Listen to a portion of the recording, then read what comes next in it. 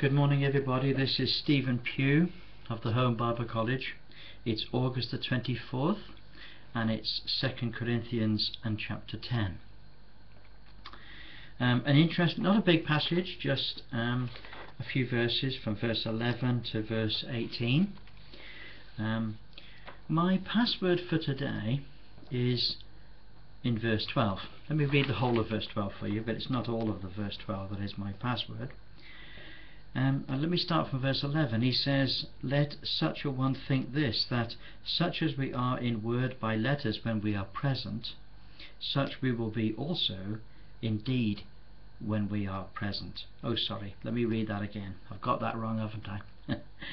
Now then, "Let such a one think this, that such as we are in word by letters when we are absent," there we are, "such we will also be indeed when we are present." So people said about Paul that his letters were weighty and serious, and Paul says, when we come and be with you in person, we will be weighty and we will be serious.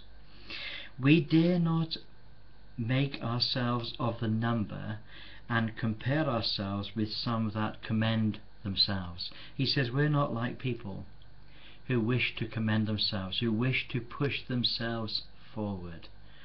He says, "But they, measuring themselves by themselves and comparing themselves among others, are not wise."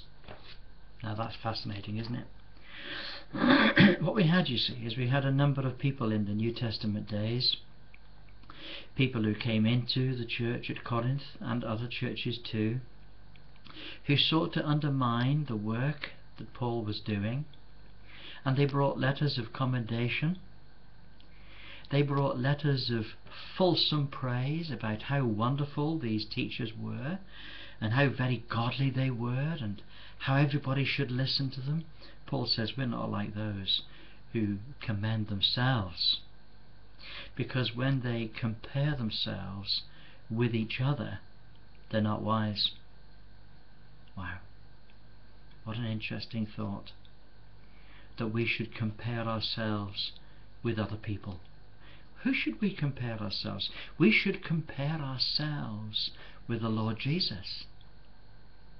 You know, I remember the argument amongst the tramps as to which one of them was the cleanest. No, this is foolishness. We don't do anything like that.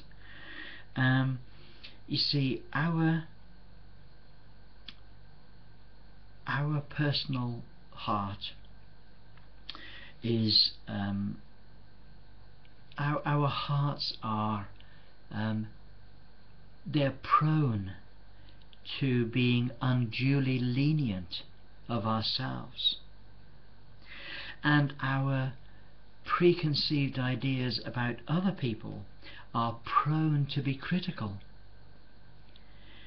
We ignore our own faults often, and we magnify the faults of others. Now Christ spoke about this, didn't he? He talked about the man that has a house beam in his own eye, and he sees his brother with a little speck of wood in his eye,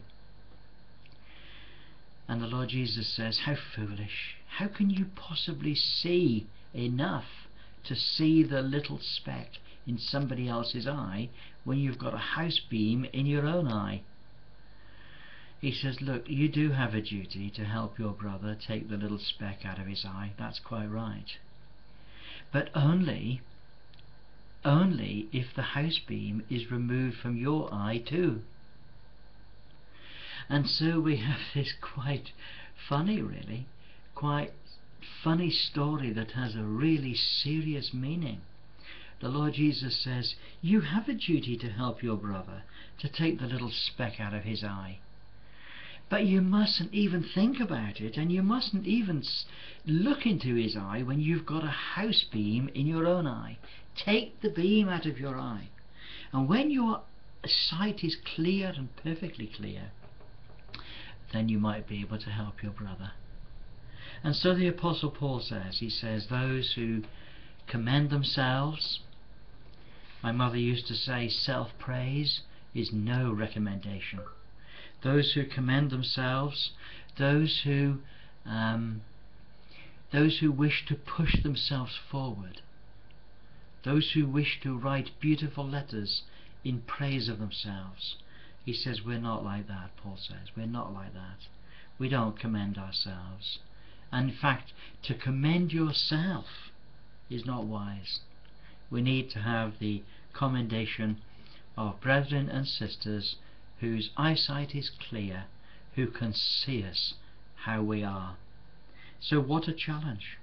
My password, that little phrase, by comparing themselves with themselves, they're not wise. God bless you. Look forward to speaking to you again tomorrow. Have a wonderful day. Bye for now.